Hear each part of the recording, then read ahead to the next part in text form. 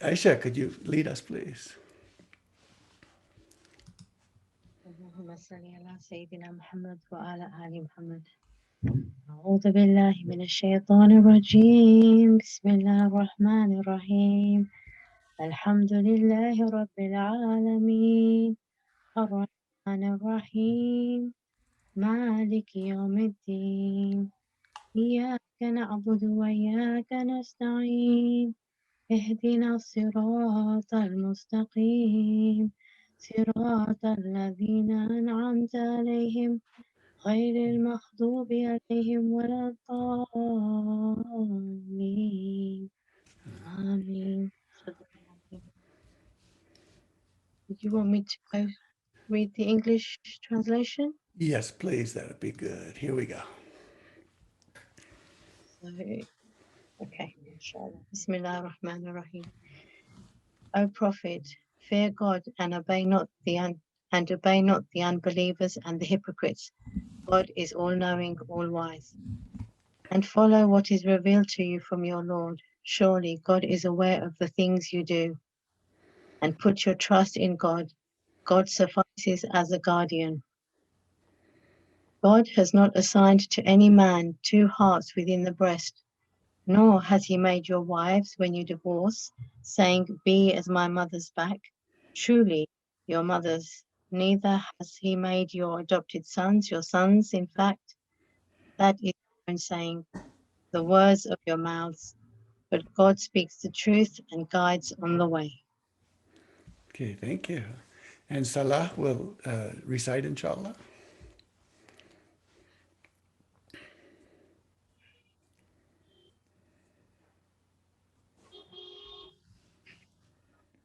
أعوذ بالله من الشيطان الرجيم. بسم الله الرحمن الرحيم.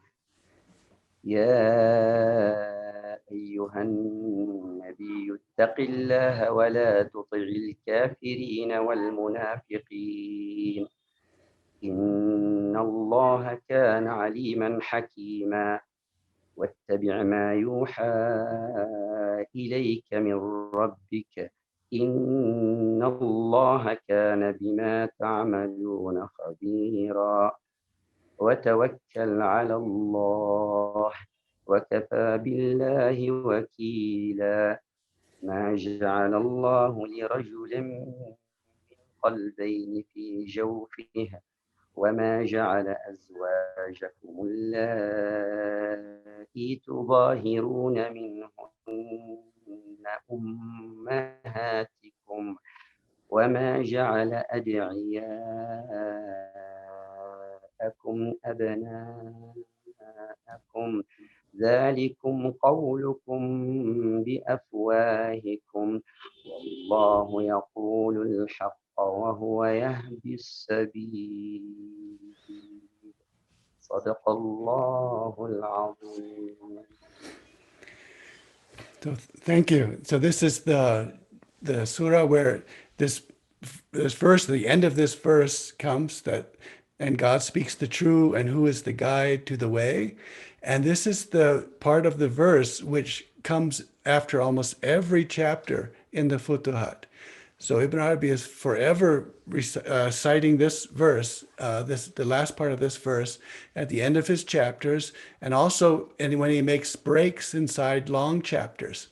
So, and also in chapter 22, which is that very, very mysterious chapter, he says that if you understood this part of this verse, if you understood this verse, you would then understand all sorts of things, like what is the most powerful thing in the world, and so this is the surah where this verse comes from. And so one of the guides to tell us where this verse is coming from is that he's going to be speaking about the vast earth. And in a few more chapters, he'll speak more about the vast earth. But this is the first time when he's putting together this vast earth and showing that this is where this surah was revealed. And we'll then, therefore, to look at the vast earth, which is signaled by this surah, let's look at chapter 8 some as well. So we'll have the chapter 8's poem and then this chapter's poem as well.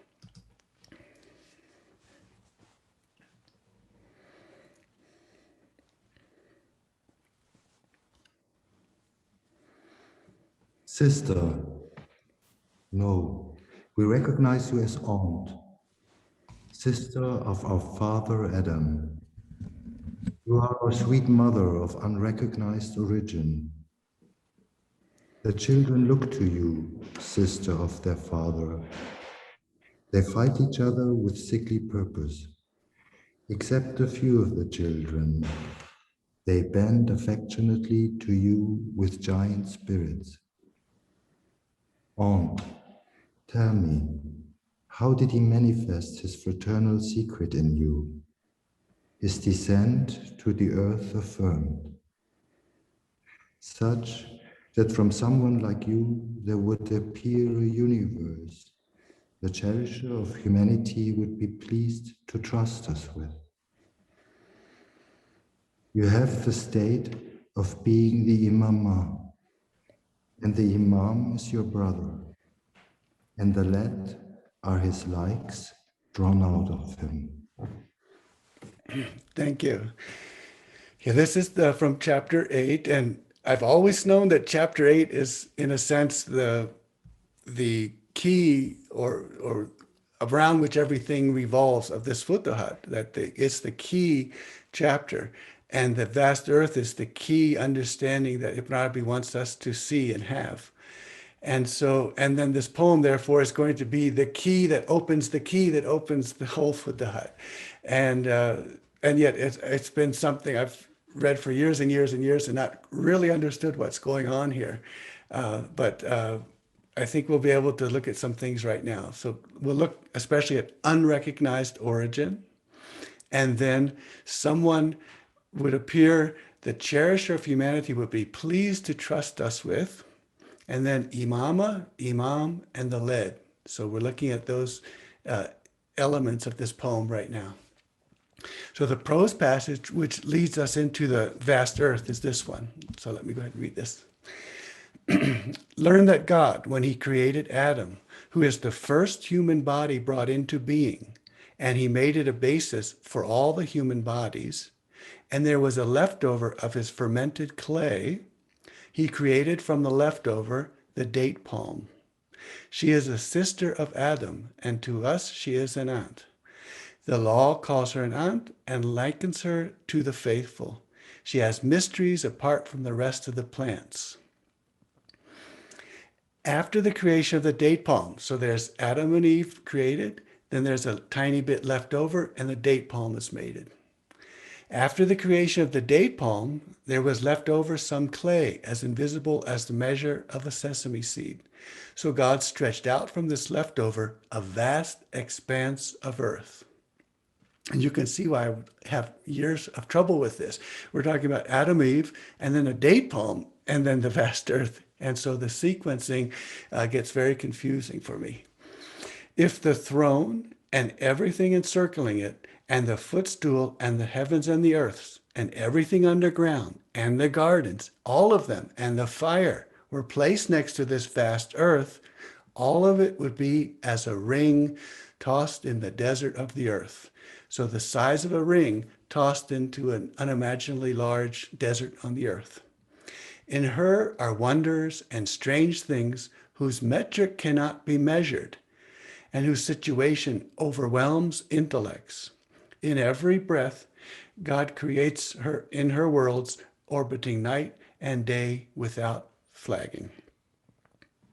In this vast earth, the greatness of God appears, and his measure is magnified upon witnessing her. Many logical impossibilities against which sound intellectual proof arises to declare them impossible actually exist in this earth. She is a pasture for the eyes of the Arifun, who recognize God, the ones who know God, and in her they roam. God has created amidst all her worlds, worlds in our image. When the Arif sees them, one sees oneself in them. Something like that was alluded to by Abdullah ibn Abbas in what was reported from him in a hadith about this Kaaba, that she is one of 14 houses, and that in each one of the 7 earths, there is a creation like us, up to there being in them an Ibn Abbas just like me. So here we're looking at the clay first. A tiny remnant is left over, and the date palm is created. And then there's a tiny remnant left over, and the vast earth is created. So this is what we're looking at now.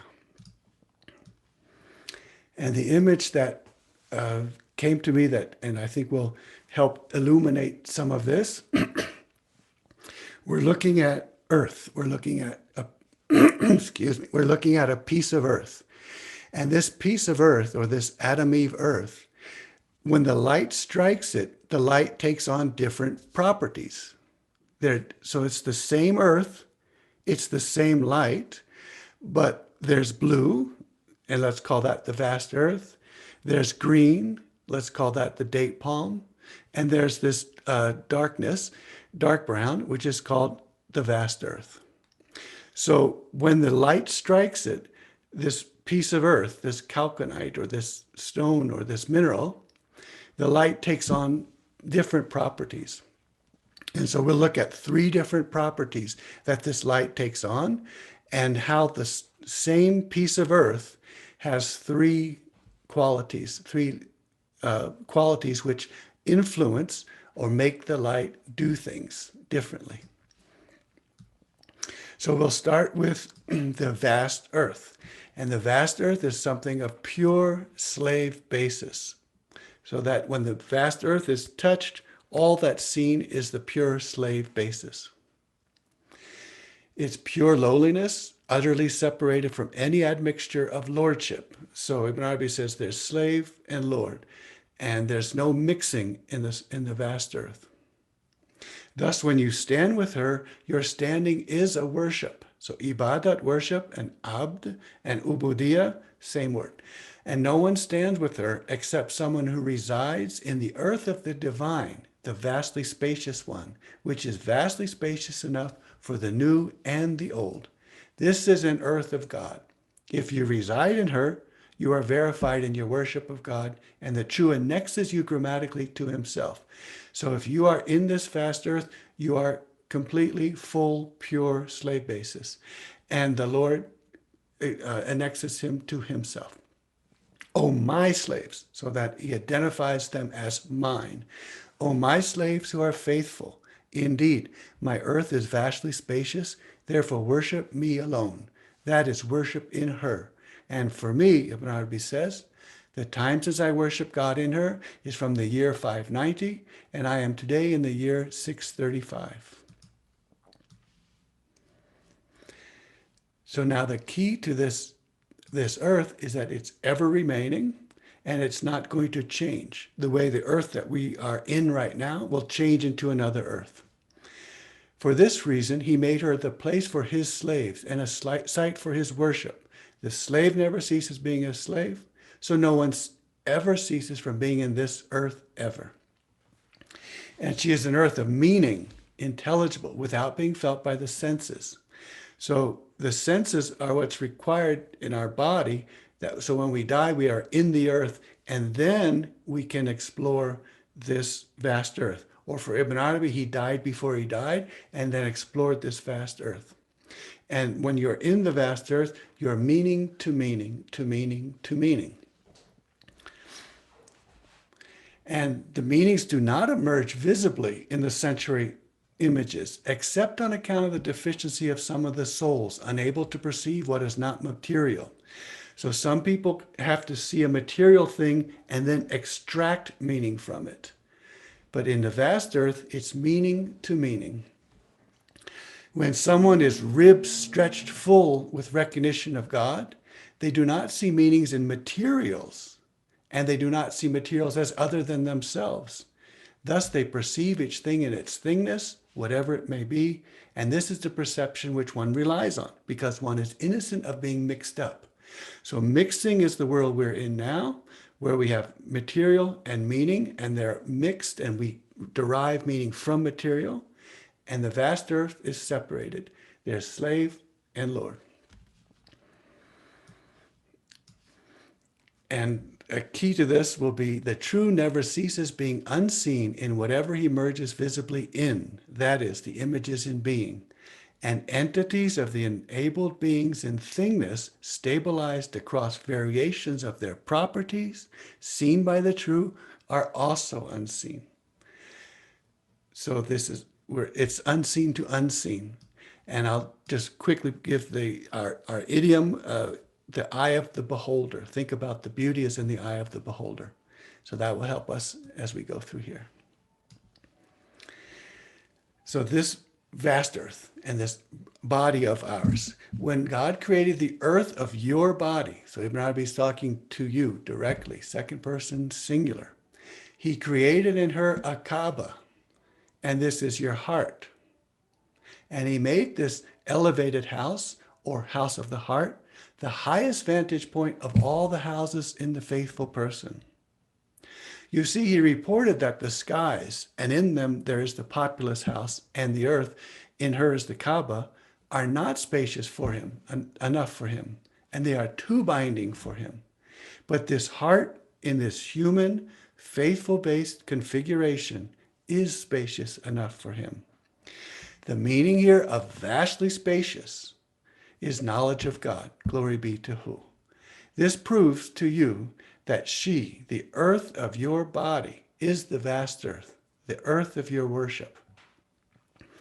So we'll look at how the earth of your body is the vast earth. So as the light comes to this earth that is yours, there it takes on different qualities, or it's refracted a certain way, or it's polarized a certain way.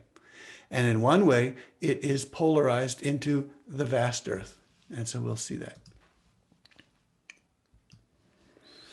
So still with Adam, Eve, earth. Okay. So we can say that the Adam, Eve, earth, I've got to move this thing here just a second. The Adam, Eve, earth, and the cosmos is mixed. So the key with this world is that it's mixed. It's divine and creation mixed. Human beings are mixed up about the three divine truths that they have. So we looked at this a few times before. We're created flush against the image of Rahman. So the image is divine. And that's confusing because we're not divine, but the image is divine. And Adam and Eve, she and he, possess others of their own species. So the Quran speaks of those who speaking to men, hand possess, and then those who you're speaking to women, hands possess. So both men and women possess ones of their own species. This is a divine character, divine trait, because no other species thinks that they own. The rabbit doesn't say, oh, I've got my slave. This bug is my slave. There is no other species that thinks this way. So we're confused, though, because it's a divine trait, but we're told not to be slave owners. We're told not that we possess nothing, that we are indeed, all of us, slaves.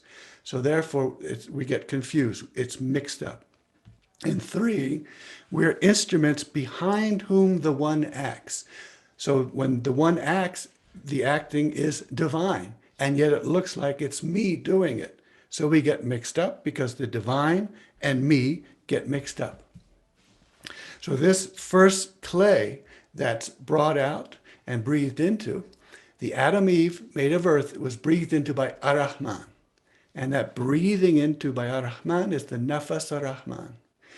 And then, according to the stories, this earth sneezes and says, Alhamdulillah, because when you sneeze, you say Alhamdulillah. And then the answer is, bless you. That is why I created you. So Adam and Eve are then taught the divine name. So this is Adam, Eve, one lump, which has the Nafas Ar-Rahman blown into it, and it sneezes. And then Eve is extracted from Adam. So Eve is the complete human being, leaving Adam incomplete because she comes and is extracted from him. Her ishq, her passionate yearning for him, is to return to where she came from. And his ishq for her is to become complete again.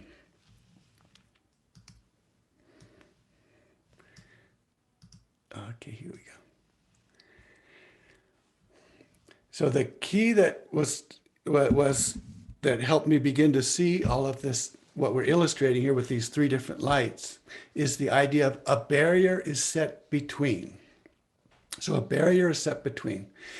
So the ones who are blackened of face are the ones who are unrecognized.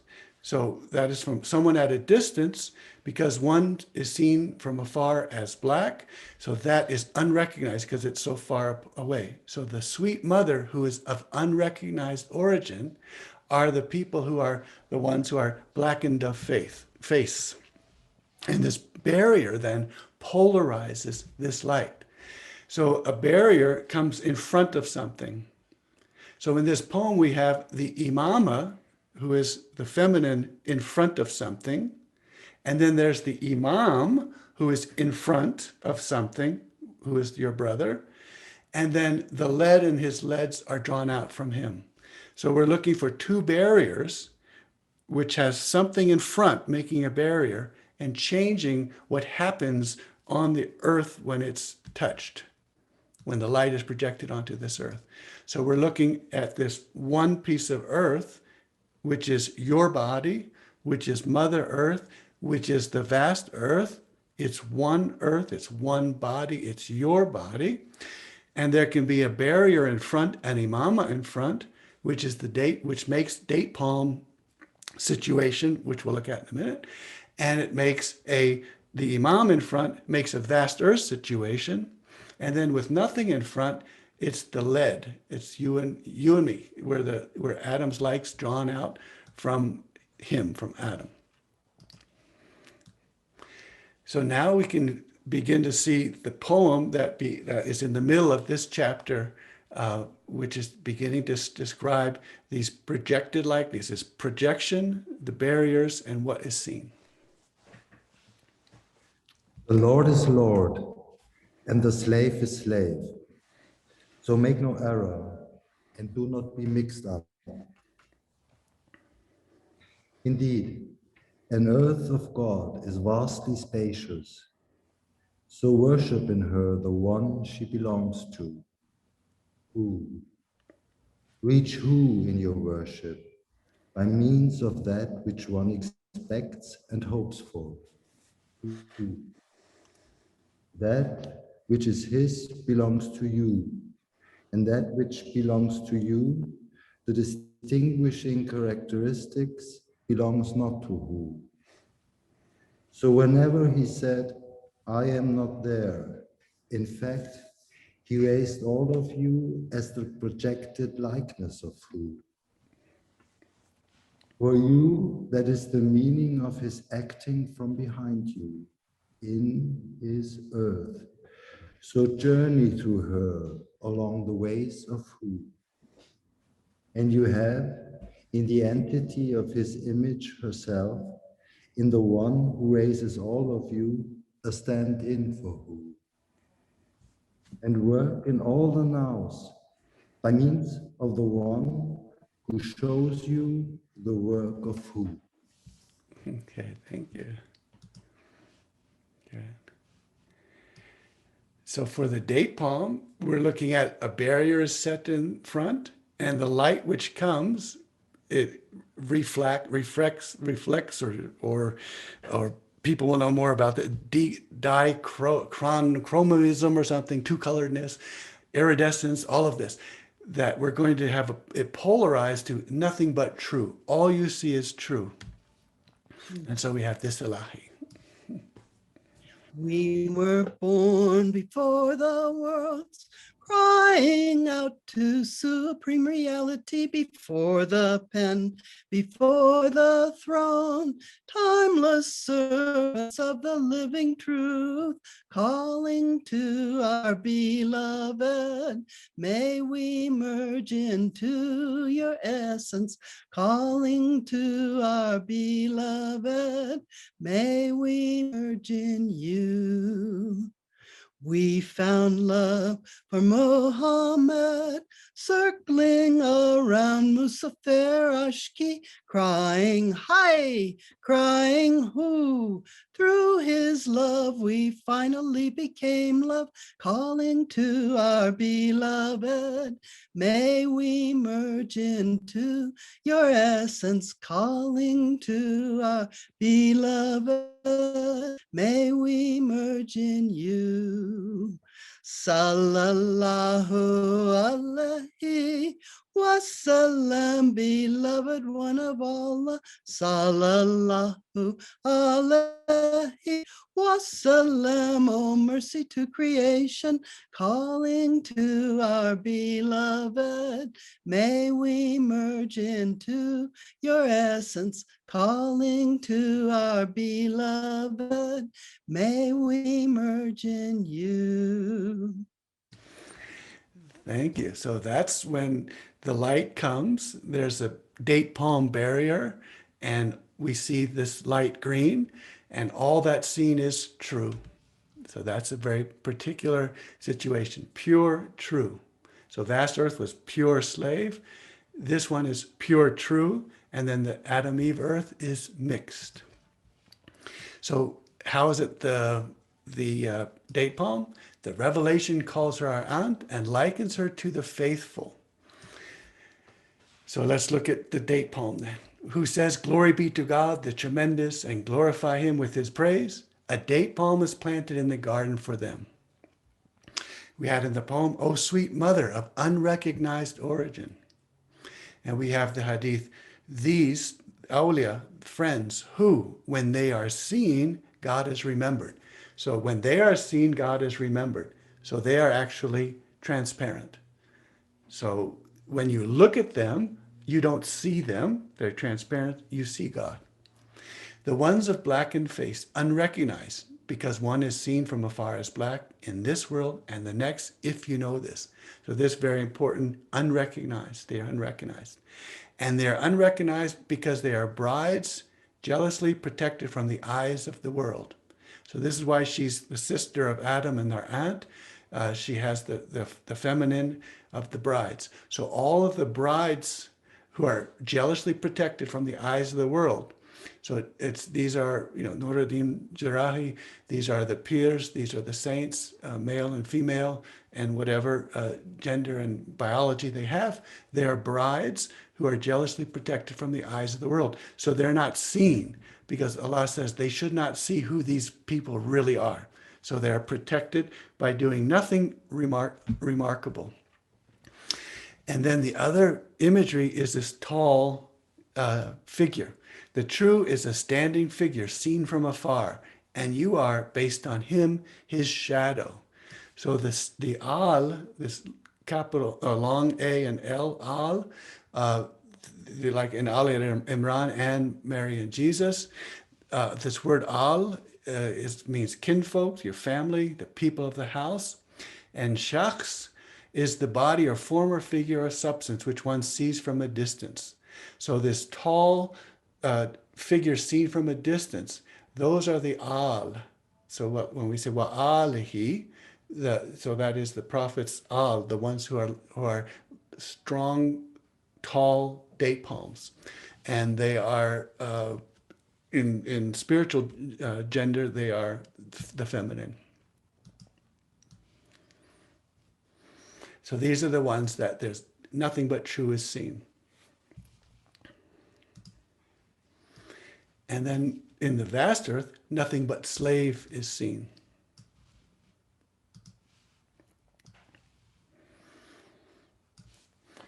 And we were talking about meaning to meaning. So this is something that Ibn Arabi realizes logically very confusing.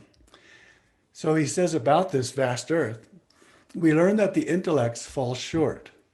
And in fact, God is able to bring together two opposites. And there is an existence of a body in two places. So first, bringing together two opposites. So you have a magnetic force, you have negative and positive. Those can be brought together. How can negative and positive be brought together? In this vast earth, that happens. And there's the existence of a body in two places. So superposition. There's a body in two different places. So one was that two bodies which are mutually exclusive are in the same place, and the other is that that there is one body in two different places, and the effect arises by itself with no cause, and it's passing away. So suddenly something happens, but nothing caused it to happen. So there's an effect, but there's no cause. And the performance of meaning by what is meant. So the meaning by a thing is something we all understand. You have a thing and you derive meaning from it. So I see a very lovely tree and I say, what a pretty tree that is. So the tree connects to me with meaning by the thing itself having somehow that meaning inside of it. But the meaning by meaning is what we say, eye of the beholder. And so that's when the tree has nothing in its thingness which tells me that it's beautiful. And yet I say it's beautiful. I think it's beautiful. I feel it's beautiful. So that's meaning to meaning. And so meaning by the thing versus meaning by meaning. So Ibn Arabi's example of this is night, black, brilliant. And as I think I told a few months ago, when I saw a dream that I described as completely dark and completely light at the same time. And then I found, of course, the Ilahi, which says it much better, and that's night, brilliant darkness. And night, brilliant darkness, let's see if we can get this down, okay. Sawad mushrik. So you have night black and you have brilliant. So the true never ceases being unseen in whatever he emerges visibly in, that is, the images in being, and entities of the enabled beings in thingness stabilized across variations of their properties, seen by the true, are also unseen. So this is the thing. This thing, you look at it and you say, it's beautiful, or you say, it's haq, it's true. And you see another thing, which is distinguished in many other ways, but not in any meaningful way. So it's not about meaning, not in any meaningful way. And you say, oh, this is beautiful, this is haq. And then something else comes up and it's another thing, and there is no distinguishing it in any meaningful way. One might be big, one might be small, green, blue, whatever, but no meaningful distinction. And you say, oh, it's beautiful, it's haq. So if you are able to see the things and you see haq, or you see their beauty, and you realize that the thing itself is not containing that beauty, then you are seeing in the vast earth. You are seeing meaning by meaning and not by the thing. So there are all these things, and you never say, oh, this thing is better than another thing. You never say this thing is more divine than another thing. This person is more divine or less divine. They're all the same. They're all things. And there's no meaningful distinction among them. So the world we live in, though, is the mixed one. And that's where there's unpolarized light. So we had a barrier making it one polarized and another barrier. And in this mixed earth, there is no barrier. The light comes in and there's slave and true. There's creation and creator. And this is mixed. So because it's mixed, Allah chooses which ones he's going to say, that's mine, and chooses which one to say, that's yours. So the languages of the world, as we looked at last week, all of them are statements of God. So they're all statements of God. Whether they're ugly or beautiful or mean or whatever they are, they're all statements of God. And their division then belongs to God. So he annexes to himself whichever of them he pleases as he pleases. And he abandons whichever of them he pleases as he pleases. So it's for Allah to say, this statement of God, I'll give it to you guys because it's ugly and it's not great. It's yours. And all bad things that happen to you, you can attribute that to yourself. Those things which happen which are good and blessed, you attribute them to me. So this statement that you just made is a statement which is Quran. I will annex it to myself. This other statement, it's affiliated to you. It's yours. So that's because we're in a mixed world. So the light is one, the world is one, but the interaction is a mixed one.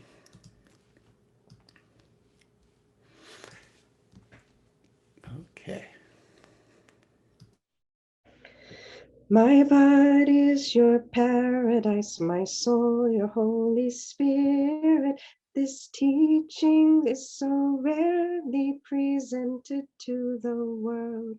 Allahu, Allahu, Allahu, Allah, Allahu, Allah, La ilaha illallah.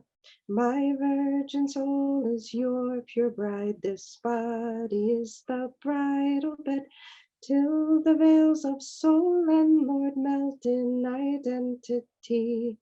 Allahu, Allahu, Allahu, Allah, Allahu, Allah, La ilaha illallah.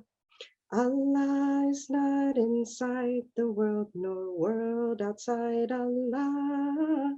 There is no boundary, the artist is his art. Allahu, Allahu, Allahu, Allah, Allahu, Allah, La ilaha illallah. My heart has become an ocean of your love. My eyes fill with holy tears for Ashq of Muhammad.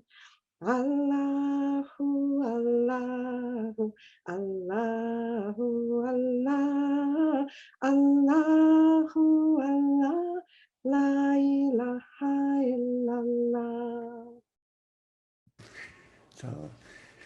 So thank you. And so one illustration from this Ilahi, we talk about the tears and what comes from the two eyes and the two nostrils in this holy tears are the four rivers that are flowing from the garden to this earth. So they're spoken of as Nile, Euphrates, Jehan, and Sehan.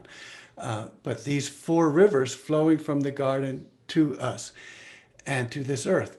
And these are the holy tears. So if you look at that with one kind of polarized light, you see four rivers of holy tears in the garden. If you see that from another way, from another polarization, you'll see that these four tears are these physical moistures that are coming from my eyes and nose. And if you look at it yet another way, you'll see both, and you'll see that they're mixed. It's the garden and the earth mixed here. And so that's our three ways that the light is changed. And if we look at it one way, we see nothing but true. If we see another way, it's nothing but slave. And if we look another way, it's mixed. It's haq and creation. It's creator and creation.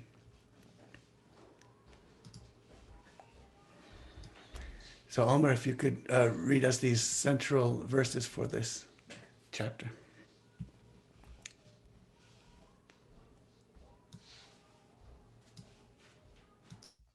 بسم الله الرحمن الرحيم يا عبادي الذين آمنوا إن أرضي واسعة فإياي فاعبدون يسأله من في السماوات والأرض كل يوم هو في شأن صدق الله العظيم. O my creatures who have faith, indeed my earth is vastly spacious, so worship me alone. Whoever is in the heavens and the earth asks from who every day, who is in a brilliant radiance. Thereupon said to one was, you are in your kingly positions, and from your kingly positions you will disappear, and from your land you will ride away, and from your world you will transfer. So do not be remiss in provision, because certainly you will be eating only what you can carry with you, and you will drink only what you have transported with you in your provision sack. Yes, the path is a thirst-inducing one, and the land has become dried from drought. Okay, thank you. Good. And then we can wrap everything up with this last ilahi.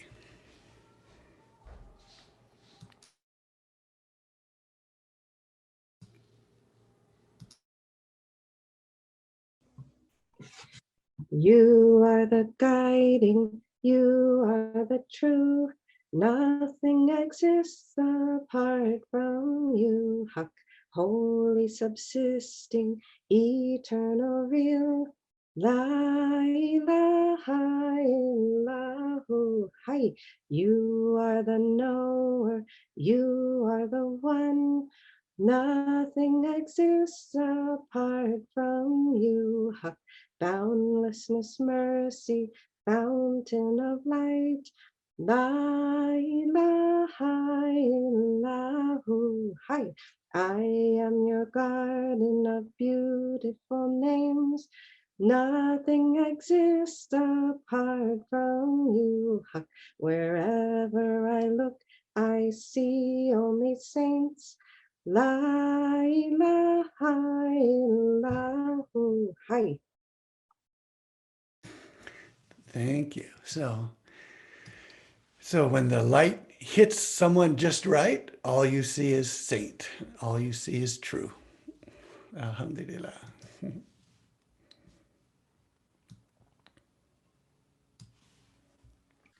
Did not Bayezid Bestami say the same thing about the heart of the Gnostic, that all creation is within and would not even be noticed by the Gnostic? Right. So in the beautiful story of Bayezid Bistami, so he describes this huge cosmos and how big it is, and just get bigger and bigger and bigger. It's so huge, it's so immense. And he says, if there were thousands and thousands of such universes and thousands of those cosmoses like that, and they were put in the smallest, tiniest corner of the Gnostic's heart, he would not even notice it, because that's the size, the vastly spaciousness of the vast earth. Beautiful.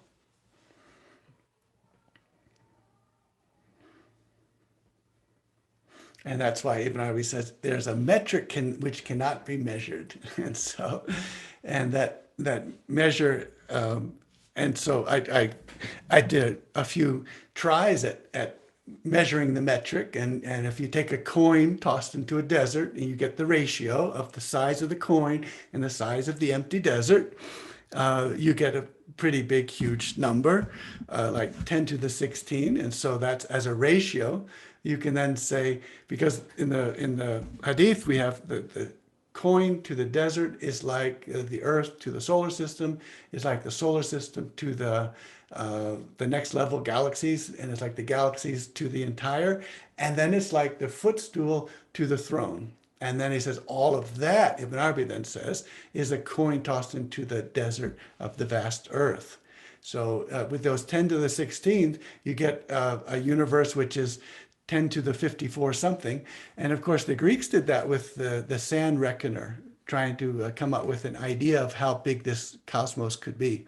And so there are some numbers that you can throw around, but they are beyond vast. And then Ibn Arabi is telling us it is in fact so vast because everything there never vanishes. Everything is there is permanent. And so if it's permanent, and yet every single moment we think of something, that thought gets into the vast earth and populates the vast earth.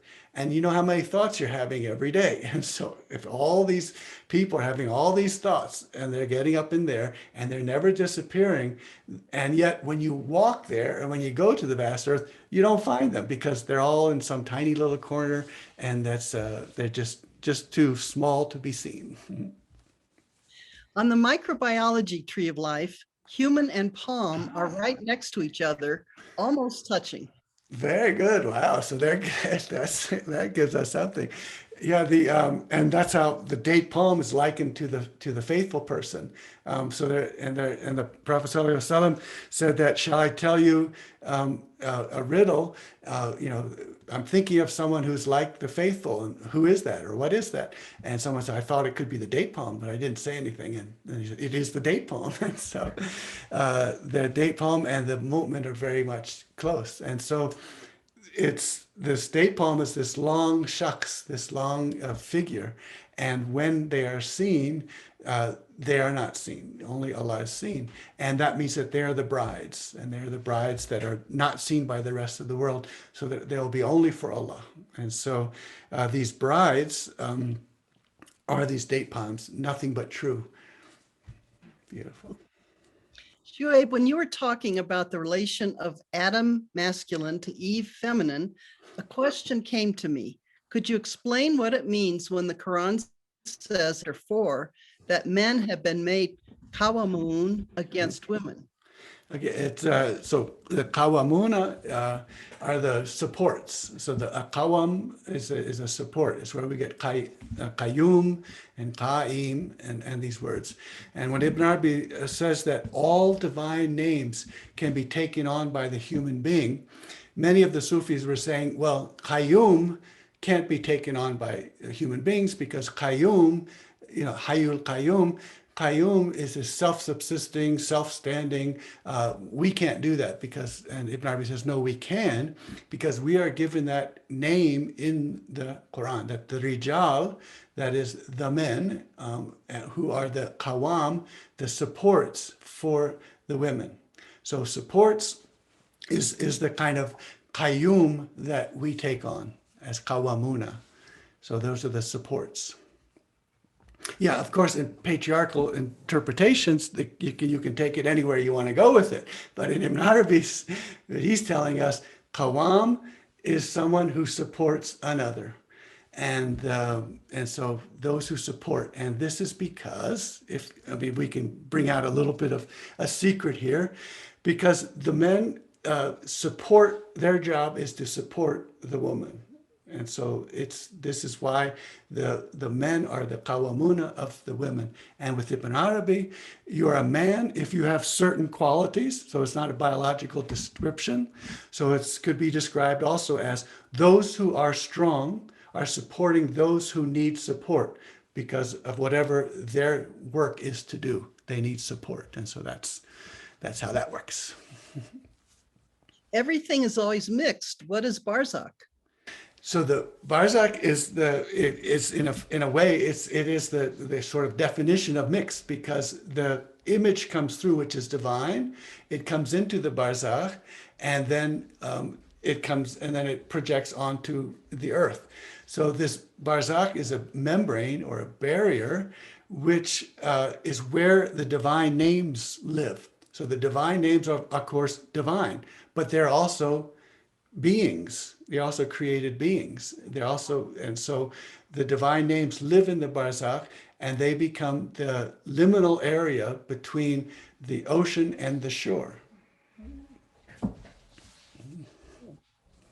Are we each our own vast earth, or is there one vast earth in which we all travel? So so this body is like the fibers of the carpet. It looks individual, but it's all inside this, it's all in the carpet.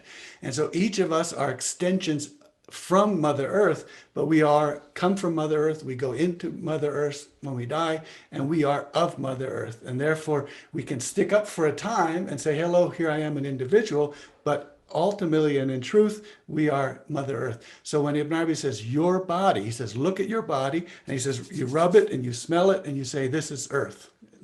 So this body then is Mother Earth, and it's one individual look of who Mother Earth is. And so this is how we are Adam Eve always. And so and we also, so that when we explore, when we roam the vast earth, it's the same vast earth for all of us. And so that's how Ibn Arabi met with Abu Madyan, his teacher. He met him not in this world, but in that vast earth world. And so when we go there, we see things which are timeless and they never are destroyed. So they always are permanent. And because they're permanent, you can always go there and find what needs to be found. And the inheritance from there, that knowledge never disappears. It only adds, and adds. And so when you go there for inheritance, you're going to a place which is adding knowledge and is always getting more and more knowledge and never getting less. And so this vast earth is where we want to go to see things from meaning to meaning. And this is a very special place because we see things, and the things are not meaningfully distinguished among themselves. And we see their meaning, which is haq, which is beauty, which is the rahmah. If what then, Hamid?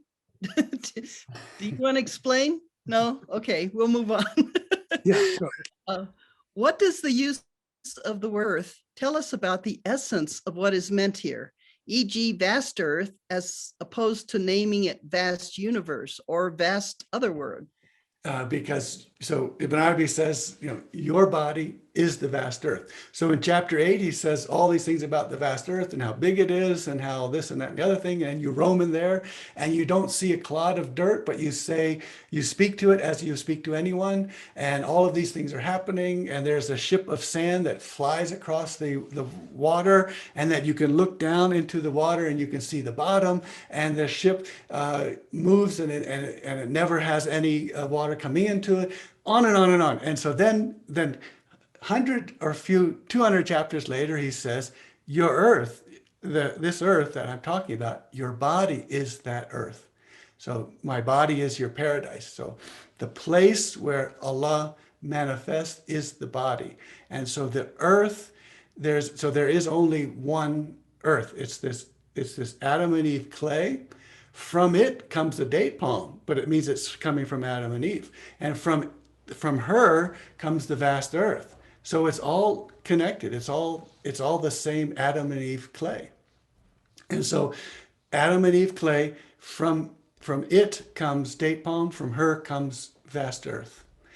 And so this is all one substance. It's all one substance. And it is the substance which is the mirror or the film or the receptive area which the tajalli, the shining brilliance of Allah, hits, and then hits it, makes it tender, and makes its mark. And Allah knows itself by seeing itself manifest in earth. And so that's why we have such tremendous respect and love for our bodies and for Mother Earth and for all of humanity and all creation, because all creation, all humanity is based on this one substance. And Sheikh Afari affirmed the vast earth is then the human body, different from what we call Mother Earth.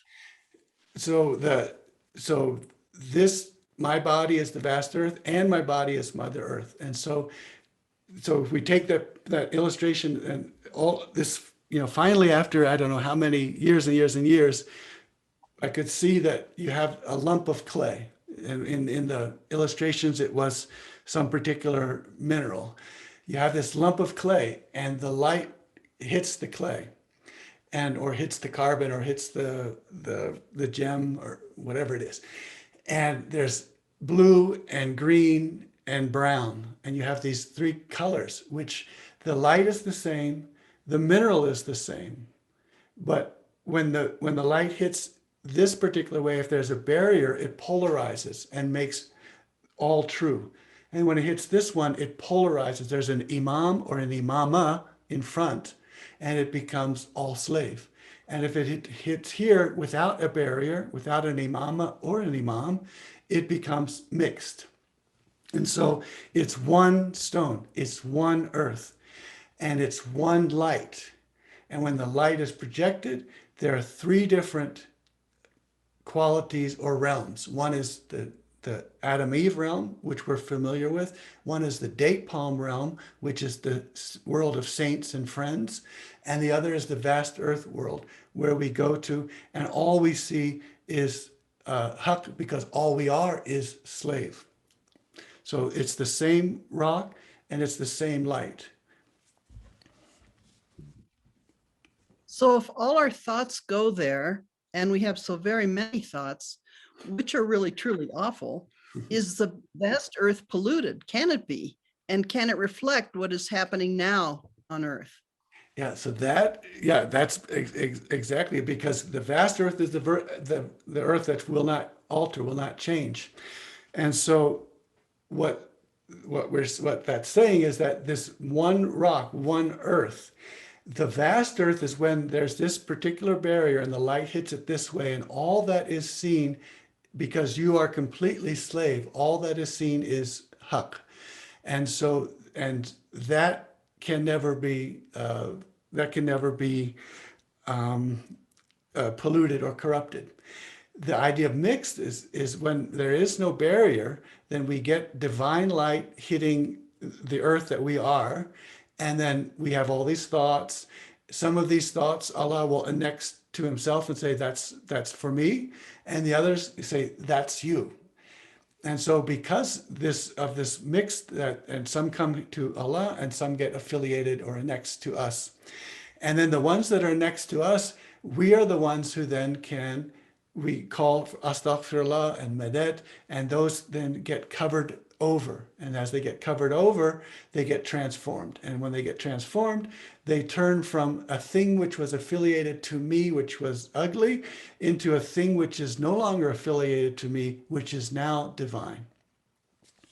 And so the key is that transformation, and it's got nothing to do with me. It's because the angel covers it up, and then the thing can change to another thing, and the things are not meaningfully distinguished. So because they're not meaningfully distinguished, they are all, you see them and you see Haq, but not because the thing it's not meaning by thing, it's meaning by meaning.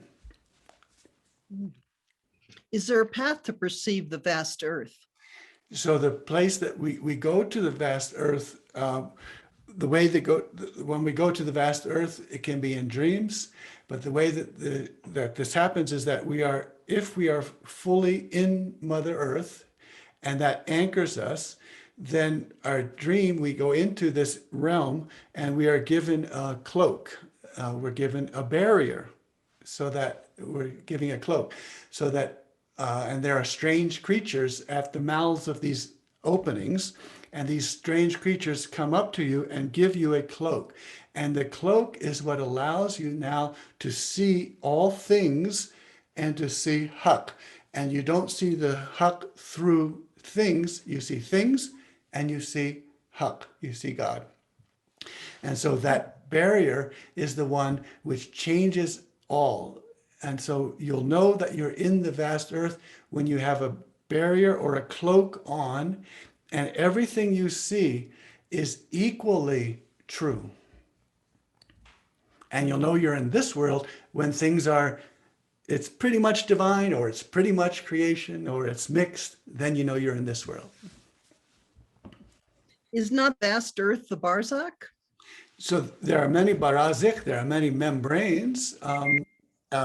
So the vast earth, in a sense, we can talk about barzakh as this great horn, which is very small at top, and then it comes down large. And so you can describe the skin of the vast earth as the barzakh, but there are also other membranes and other skins that we have. So when Ibn Arabi says barzakh, we have to see whether he's talking about the skin of the vast earth, which you enter. You can't go through, you can only be on one side or on the other side. And so when we dream, our body is on this side and we are roaming about on the other side. And there is no passing through the barzakh, because these are the two oceans and they meet, but they never cross each other. Do the different earths spill into each other? There we go. That was exactly perfect timing. So there are places where, the earths do come very close together. They crash into each other, but they do not pass through each other. And so, but there are places where the membrane is thin. And remember we talked about a long time ago now, we maybe need to look at it again, the 2 bow lengths or nearer. So you have a bow here, and then you have a flip side bow here. So when a bow is, when the handles of these 2 bows are brought closer and closer to a barzakh, what happens to the arms of the bow? They spread out longer and longer. And as they spread out longer and longer, the string of the bow gets tighter and tighter and tighter. It gets thinner and thinner. So there are places where it seems that the other world is bubbling over into this world. And so they bubble without actually bursting the bubble.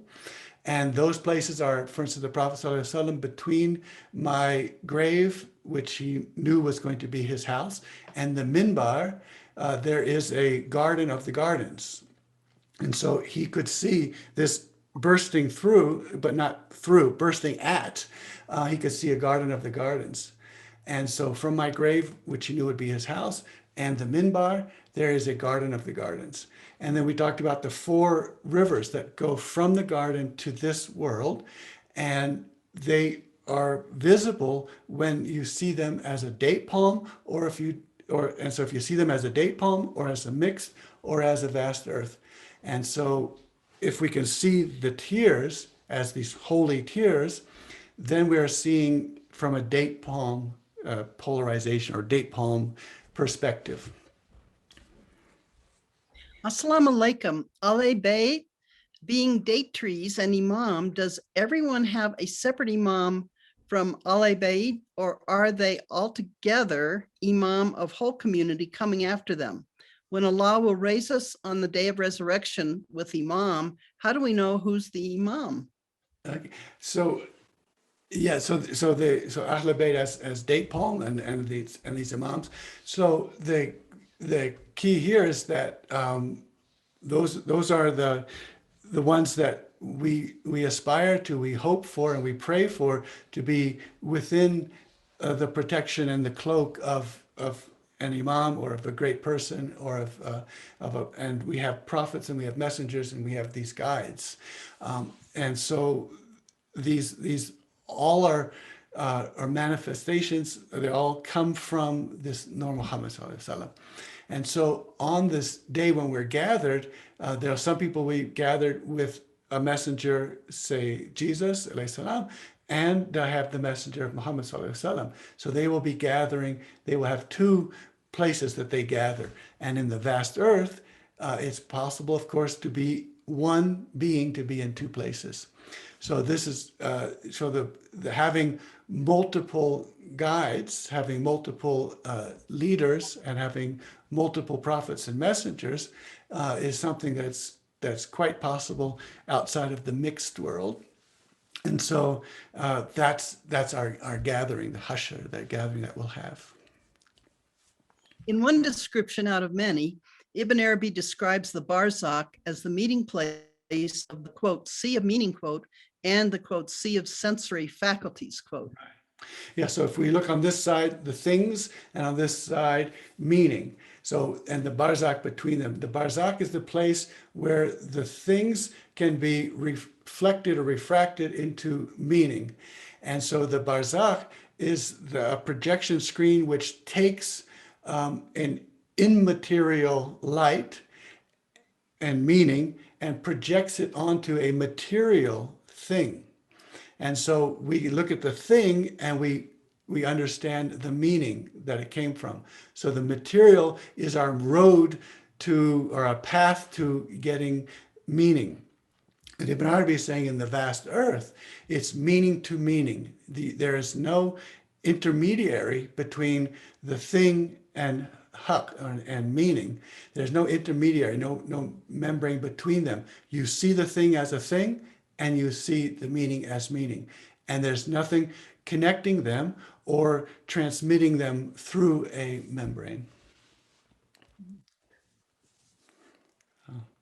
Yeah, Omar and I have been looking at this very, very closely. And I think the meaning to meaning, for me, the eye of the beholder was a good sort of an image for how that works. You see so when you see your beloved, and of course the proverb is everyone thinks that his beloved is the most the most beautiful of all, and you want everyone else to say, oh, how beautiful your beloved is, and but the reality of it is that you have your beloved, and someone else saying, not the shiniest apple on the tree, or not all that, and so on. And so that's a situation of mixed. But when you are in the unmixed, in the vast earth, and in the reality, which is also, he calls it reality. This is called reality. You see the beloved, and it is Hak. And it doesn't matter, and there's no other thing, so you couldn't do anything to this thing to make it more true or less true. So you couldn't, I'm going to dress them up really nicely and they'll be even nicer. It doesn't work that way. It's this thing, and there's the meaning, the love. And so when we love, we don't see what other people might see as defects or even as something that's really nice. We just see there's nothing that you could do to make me love you more. And this, when it's reversed, when it comes the other direction, Allah says, there's nothing that you could do that would make me love you more or make you love you less. So you could do all of the prayers in the world and do all of this and all that. It won't make me love you more. And you could do all the bad things and all the offenses in the world, and it will not make me love you less. Because the key is, do you turn?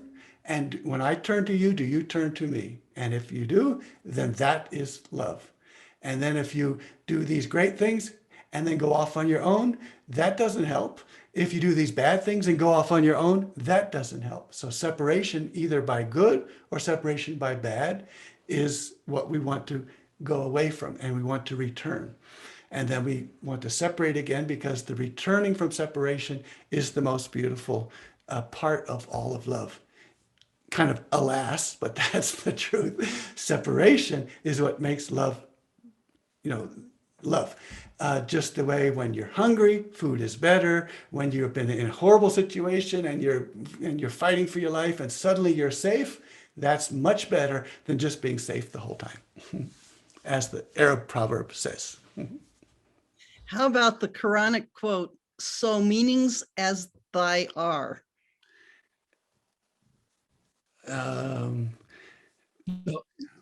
Yeah, Hamid, There is a correction. okay, good. Okay, good. Show me things as they are. Yeah, so show me things as they are. Well, this is show me things as they are is instead of when we are in a mixed, so mixed is interesting because it means mixed of creation and creator, but mixed is the same word for being clothed, so that you get clothed up with things and then you get mixed up. And confusion is also mixed. So show me things as they are is make things unmixed for me and clarify them. So bayan is clarified. And you know how you make ghee, you boil the butter and you keep taking the foam off until in the end, all you have is this pure yellow liquid called ghee. That's clarification, so clarified butter. So clarified is that take all of these things which are mixed in and clarify them for me so that I see what truly is. And so when we see what truly is, then wherever I look, I see only saints. Because now when I see something, I don't see anything mixed up in it. I don't see my own desires or thoughts or whatever. I see what things are as they truly are, and I see only friends. If meaning is separated from thing, then why are there things in the vast earth? What is the world of pure meaning? So the pure meaning is, well, the reason that we have things is that pure. So yeah, in this world, we're meant to see all of the different things, and we're meant to connect them to meaning. In the vast world is when we can go meaning to meaning. And so this in the Ilahi is from Allah's heart to Allah's heart. So this is going from Allah's heart to Allah's heart. And so this is a very particular kind of journey. And the journey that we have on this world is I look at something and I journey to its meaning. and I do something, an act, and it goes into the bridge of life. It goes into my bridge of life. And so it's a journey from doing things in this world so that my bridge of life is a beautiful bridge of life. And so that's a journey. In the vast earth, you've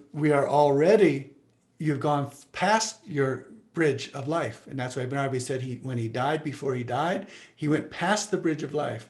And when you are past the bridge of life, then you are able to be heart to heart, from Allah's heart to Allah's heart, meaning to meaning.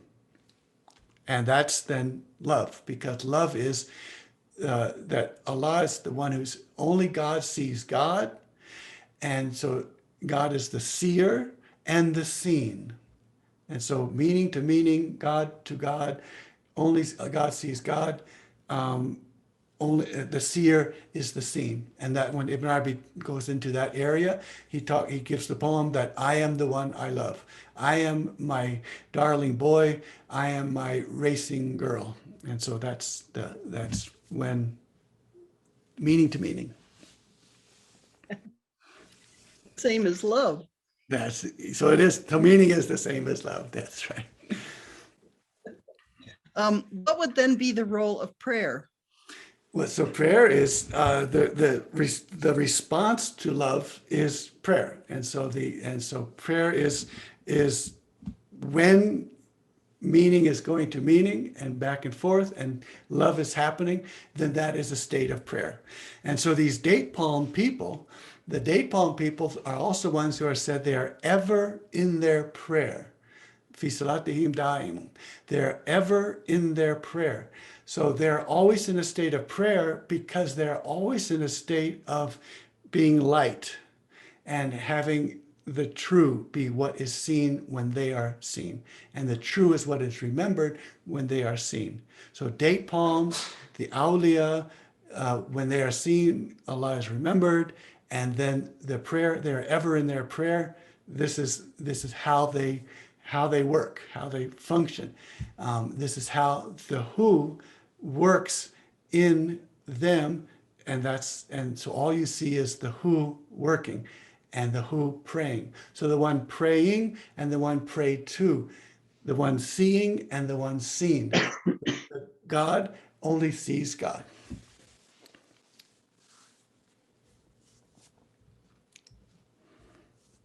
And only God sees God. Both ways, actually. Okay. Good. So, well, thank you. Thank you so much, Shuaib. Well, hold on to that nice Again. image. You got a rock, and the same rock, same light, 3 different colors. Then it works. How many years did it take before that was given? So, but now it's there. And now I can see now, and then the poem becomes, oh, now I like this poem a lot because I understand it. Whereas before I said, how do you get Adam and then date palm and then vast earth? And so, okay, thank you. Good to see everyone.